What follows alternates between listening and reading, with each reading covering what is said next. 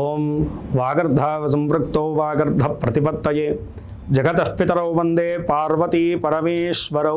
శివాయ గురవే నమః. ఆదిత్యాది నవగ్రహ దేవత పరబ్రహ్మణే నమో నమః. ప్రేక్షకులందరికీ కూడా శుభస్వాగతం.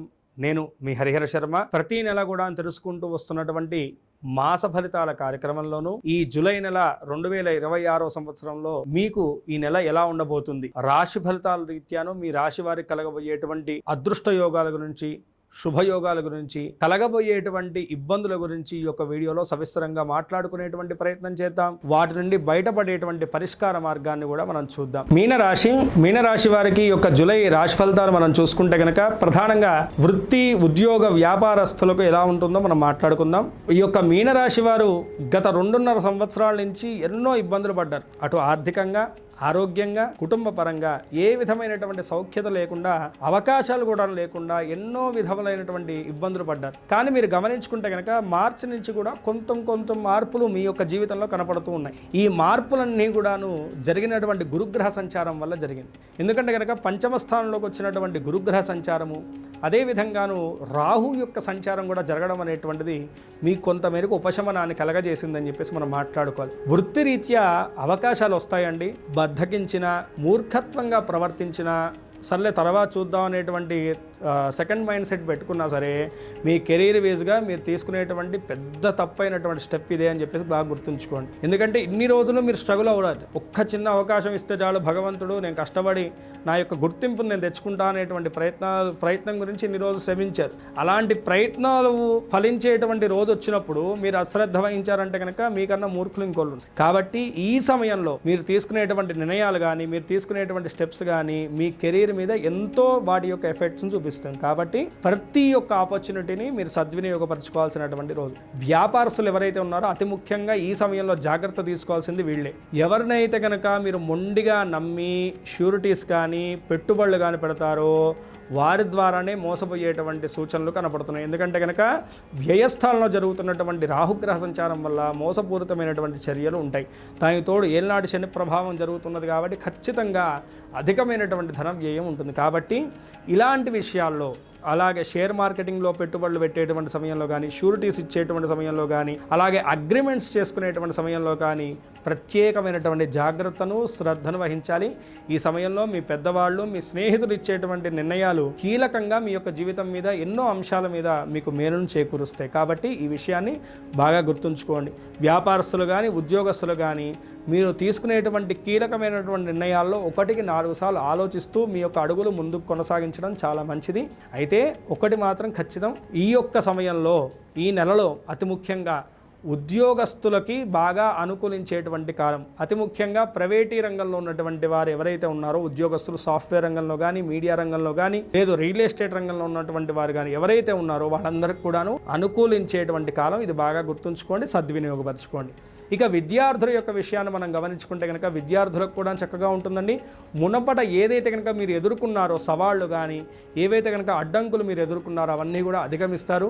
విదేశీ ఉద్యోగం, విదేశీ యానం, వీసా వంటి ప్రాబ్లమ్స్, అలాగే విదేశీ విద్య కూడాను ఈ నెలలో అనుకూలించబోతున్నాయని చెప్పేసి మనం మాట్లాడుకోవాలి. అతి ముఖ్యంగా ఎవరైతే కనుక పోటీ రంగ పరీక్షల్లోనూ, గవర్నమెంట్ జాబ్స్ గురించి ఆ యొక్క అప్లై చేసినటువంటి వాళ్ళు ఉన్నారో వాళ్ళకి మొదటి 2 వారాల్లో కూడా 17వ తారీఖు లోపలను అనుకూలమైనటువంటి శుభ ఫలితాలు అయితే కనుక ఉండబోతున్నాయి. ఇక కుటుంబ రీత్యా మనం గమనించుకుంటే కనుక కుటుంబ రీత్యా మీ పిల్లల యొక్క అనారోగ్య సమస్యలు కానీ, మీ భార్య గారి యొక్క అనారోగ్య సమస్యలతో ఎవరైతే కనుక ఇన్ని రోజు సతమతపడుతూ మానసికంగా క్షోభను అనుభవిస్తూ ఆర్థికంగా ఇబ్బంది పడ్డారో వారికి ఖచ్చితంగా ఈ నెలలో ఉపశమనం కలగబోతుందని చెప్పేసి చెప్పుకోవాలి. భార్యామూలికమైనటువంటి ధనలాభం కూడా ఈ నెలలో ఉండబోతుందని చెప్పేసుకోవాలి. ఏవైతే కనుక భార్యాభర్తల మధ్య ఉన్నపాటి చిన్నపాటి స్పర్ధలు కానీ, దూరం కానీ, ఎడబాటు కానీ ఉన్నాయో అవన్నీ కూడా సర్దుబాటు అవ్వబోతున్నాయి ఈ నెలలో అని చెప్పేసి మాట్లాడుకోవాలి. కుటుంబ సౌఖ్యం అయితే కనుక కనపడుతూ ఉన్నది. అదే విధంగాను ప్రేమ జీవన విషయాన్ని గమనించుకుంటే కనుక ప్రేమికులకు కూడాను ఈ యొక్క సమయంలో చాలా చక్కగా ఉండబోతుంది. వ్యయస్థానంలో ఉన్నటువంటి రాహుగ్రహ సంచారం వల్ల మీ ఇద్దరి మధ్య వచ్చినటువంటి 3వ వ్యక్తి ద్వారా ఇద్దరి మధ్యలో గొడవలు, అనుమానాలు, స్పర్ధలు వాటిల్లేటువంటి సూచనలు ఉన్నాయి. 3వ వ్యక్తికి మీ మధ్య తావివ్వకండి చాలు, మిగతా అంతా కూడా బానే ఉంది. ఇక ఆర్థిక ఆరోగ్య వ్యవస్థ రీత్యా ఎలా ఉంటుందంటే కనుకను ఏలినాటి శని ప్రభావం ఉన్నది కాబట్టి ఓవర్ థింకింగ్ ఎక్కువగా ఉంటుందండి. ఈ నిరంతరం కూడా అనవసరమైనటువంటి ఆలోచనలు వెంబడిస్తుంటాయి, భయం వాటిల్లుతుంటుంది. అంటే పెద్ద పెద్ద పనులు చాలా సునాయాసంగా చేసినటువంటి మీరే ఈ యొక్క సమయంలో చిన్న పని చేయడానికి కూడా 1-10 సార్లు ఓవర్ థింకింగ్ చేస్తుంటారు. ఇది నా వల్ల అవుతుందా, వర్కౌట్ అవుతుందా లేదా అనేటువంటిది. అసలు అలాంటి థింకింగ్, ఓవర్ థింకింగ్ చేయడం అనేటువంటిది ఈ సమయంలో అస్సలు పనికిరాదు. ఏదున్నా సరే మీరు మనోధైర్యంతో ముందడుగు వేయండి, అంతా కూడా క్షేమం వాటిల్తుంది. ఇందాక నేను చెప్పినట్టుగా ఆరోగ్య రీత్యా మీకే కాకుండా మీ కుటుంబ సభ్యులకు కూడా చక్కగా ఉండబోతుంది. అది ఎంతో మీకు మనోధైర్యాన్ని కూడా కలగజేస్తుంది, కుటుంబ సౌఖ్యం లభిస్తుంది, మిత్రుల యొక్క సహకారం కూడా ఉంటుంది. అయితే ఒక్క చోట మాత్రం ఉద్యోగ ప్రయత్నంలో కానీ ఆ యొక్క వ్యాపార ప్రయత్నంలో కానీ ఒకరిని నమ్మి మోసపోయేటువంటి సూచనలు కనపడుతున్నాయి. ఆ విషయంలో మాత్రం ఖచ్చితమైనటువంటి జాగ్రత్త తీసుకోవాలి. ఇక ఆర్థిక పరంగా చూసుకుంటే కనుక పెద్ద మెరుగుదల లేకపోయినా సరే అవకాశాలు వచ్చేటువంటి సూచనలు ఉన్నాయి.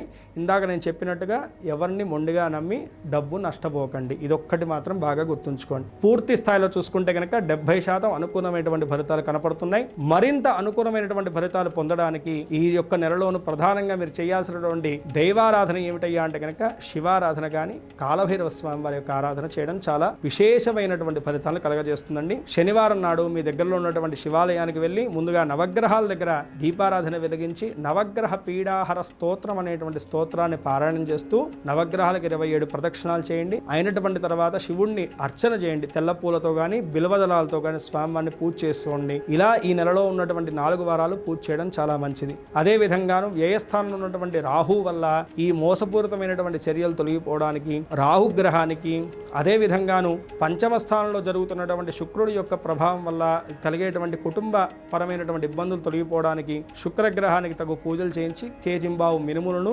కేజింబావు ఎర్ర బొబ్బలను దానం చేయడం వల్ల అరిష్టాలు తొలగిపోయేసి శుభములన్నీ కూడా మీకు చేకూరుతాయి. ఈ రాశివారు పై తెలిపినటువంటి చిన్నపాటి పరిష్కారాలను పాటించుకుంటూ, చెప్పినటువంటి జాగ్రత్తలు వహిస్తూ, చెప్పినటువంటి సూచనలు పాటిస్తూ, దైవారాధన చేసుకుంటూ ఈ నెలంతా కూడాను మీరు అనుకున్నటువంటి గోల్స్ వైపు మీ అడుగులన్నీ కూడా తాపీగా కొనసాగాలని చెప్పి, సుఖముతో సంతోషంతో మీ యొక్క జీవితం అనేటువంటిది కొనసాగాలని చెప్పేసి మనస్ఫూర్తిగా ఆ పరమేశ్వరుని ప్రార్థన చేసుకుంటూ స్వస్తి. సర్వే జనా సుఖినో భవంతు, లోకా సమస్తా సుఖినో భవంతు. మీలో ఎవరికన్నా మీ పర్సనల్ జాతకం తెలుసుకోవాలంటే కనుక కింద స్క్రోల్ అవుతున్నటువంటి నెంబర్ని సంప్రదించడం వల్ల నా అపాయింట్మెంట్ దొరుకుతుందండి. నేనే పర్సనల్గా మీ యొక్క జాతకాన్ని క్షుణ్ణంగా పరిశీలించి మీకున్నటువంటి దోషాలకు పరిష్కార మార్గాన్ని, యోగాలకు శుభకాలాన్ని ఖచ్చితంగా మీకు సవిస్తరంగా తెలియజేసేటువంటి ప్రయత్నం చేస్తాం. స్వస్తి.